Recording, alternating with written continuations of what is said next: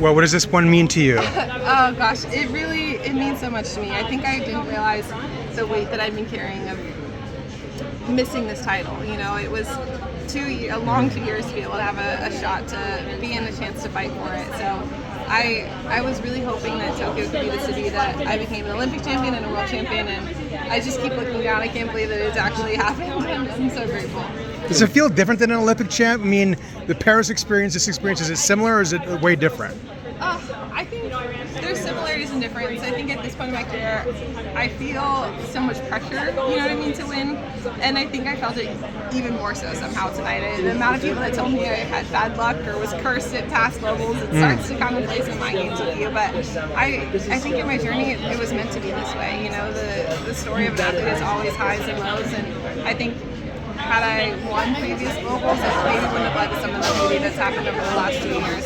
So I think it's, in some ways, because it's something new, it means more than maybe what the Paris Olympic Games was. But Paris was also so beautiful because the Tokyo Olympics was so unique that they all end up telling a different story. I think that's the truth. I asked Ryan last night, was there a sense of deja vu walking back into this space here after winning gold in an empty stadium? Yeah, you know, I really felt it in the days leading up to the competition, but tonight it felt like a place that I'd never been before. You know, the energy of the crowd, the 50,000 people, their excitement, it felt nothing like the last Olympics and was spectacular. I wish I could just relive it all over again. Speaking of pressure, how does it feel to be the very first thrower in the entire competition? Is that something you think about, or is it nothing? I like it. I like to lead off the competitions. I think how it's structured on the Diamond League is normally based on world rank, the number one seed gets to go first. So for me, I love to kick off a competition, but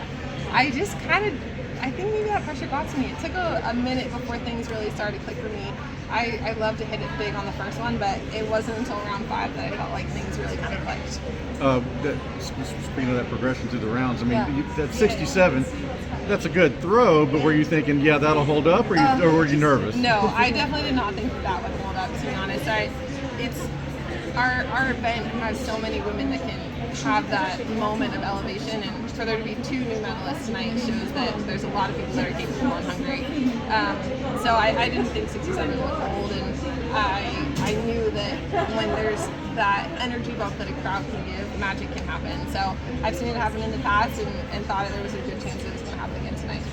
Everyone was very happy that Japan could have the crowd here because you were here before and there was nobody here, and the organizers were very, happy that they could get people here. So what would it feel like for you when you were on the grass and you were just celebrating and you just heard all the people cheering for you? Gosh, it was magic. It was truly magic. I think when you're in it and you're in that competition, you have such laser focus, and it's really only once that competition ends do you fully experience that all these people are here watching, cheering.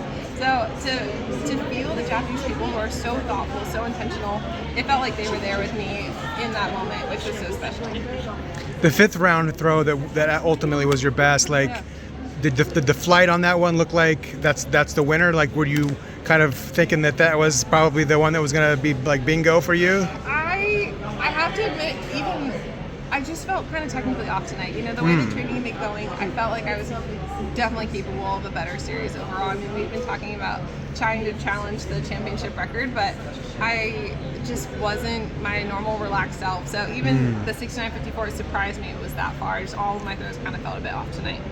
Through that final round, was waiting for the other women to throw? Was Budapest in the back of your mind? Yes, it sure was. I think in the past it's haunted me, some of how the competitions have played out. So I just kept trying to stay in my groove and do my drills and be ready to respond if necessary. This air feels, obviously it's very steamy and kind of thick, and I know that the flight of the discus has a lot to do with the environment that you're throwing in, right? What does this do to discus throwing when it's a competition that's this big? Slicing a thick loaf of bread, you know what I mean? When that discus goes, I feel like you can see it cutting through a cloud. So everyone is definitely hot and sweaty, but it's part of the fun of it. There's adversity at every competition. So I just feel grateful it wasn't raining and that we got to have a good level competition. But 70 meters is hard in this, right? I think it's so hard. You know, to get that close to it feels pretty good. Good. But I definitely felt like the air was a bit heavy for sure. Of course, you live in Austin. Does Yeah. that help at all? It does. I Coming- mean, I love the heat, to be honest, so it definitely reminds me of home, and to get to train in it didn't feel like that big of a change, just kind of the increase in humidity was the only thing. Valarie, I've wondered something. You have brought so much your way, and so much has come your way. And I think back to what actually is possibly my favorite interview with you, and this will surprise you. Oh, wow. Okay? And because you were an unhappy camp inspector. And I've always wondered, one, was that a turning point? Yeah, it was. I think it's when you're becoming a professional athlete and you're figuring out how to structure your season, you get so excited about being on the Diamond League circuit or your nationals and trying to be a champion. But I think it was kind of at that moment in Doha that I realized how amazing it would be to have a moment at a World Championship. And it really shifted our perspective to every year that we'll be a world star, whatever the goal is. It's a World Championship, it's the Olympics, we're going to make that the priority and train for the rest of it. And it's so meaningful. I mean, when you earn a medal for your country, it's one of the greatest feelings. And what stuck with me was that in the midst of your disappointment, you were so professional in that moment.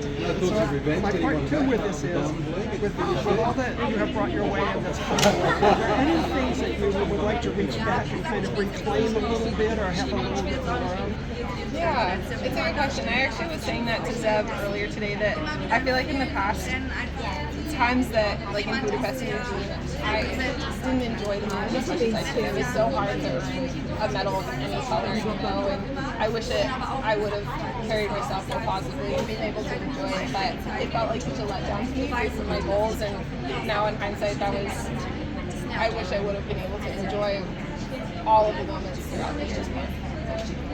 Congratulations. Thank you so much.